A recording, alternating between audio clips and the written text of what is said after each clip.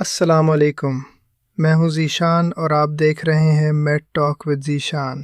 گھر میں استری کرتے ہوئے، گیلی موٹر چلاتے ہوئے یا خراب سوئچ کو ہاتھ لگاتے ہوئے بجلی کا ایک جھٹکا زندگی اور موت کا فیصلہ سیکنڈوں میں کر دیتا ہے۔ اکثر لوگ جذباتی ہو کر کرنٹ لگے ہوئے شخص کو ننگے ہاتھوں سے چھڑانے کی کوشش کرتے ہیں، جس کا نتیجہ یہ نکلتا ہے کہ بچانے والا خود بھی اس کا شکار ہو جاتا ہے۔ آج کی ویڈیو میں ہم سیکھیں گے کہ اگر آپ کے سامنے کسی کو کرنٹ لگ جائے تو عقل مندی سے اس کی جان کیسے بچانی ہے، اور وہ کون سی غلطیاں ہیں جو آپ کو دوسرا شکار بنا سکتی ہیں۔ بجلی کے حادثے میں سب سے پہلا اصول ہے مریض کو چھونا نہیں ہے۔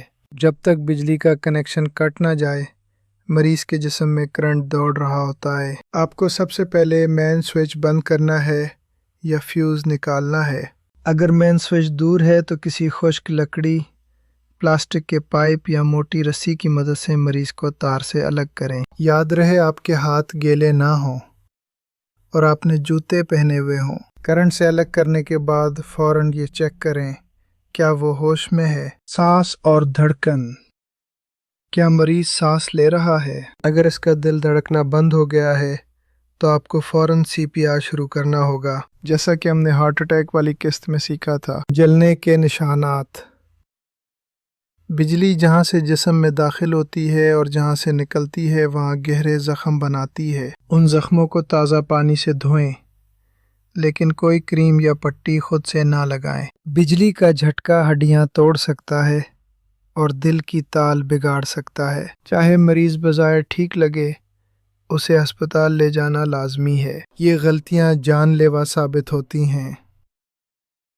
پہلا، پانی پلانے کی کوشش۔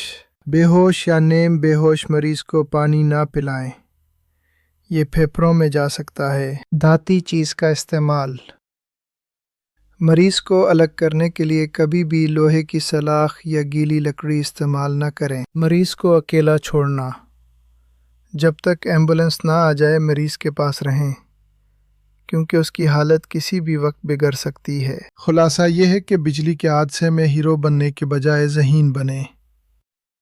پہلے کنیکشن کاٹیں، پھر مریض کی مدد کریں۔ بجلی کے تاروں اور سوئچز کی مرمت ہمیشہ پیشہ ور الیکٹریشین سے کروائیں۔ اس ویڈیو کو اپنے دوستوں اور الیکٹریشین بھائیوں کے ساتھ شیئر کریں تاکہ وہ کام کے دوران محتاط رہیں۔ اگلی قسط میں ہم بات کریں گے اگر کوئی اچانک بے ہوش ہو جائے تو CPR کیسے کریں۔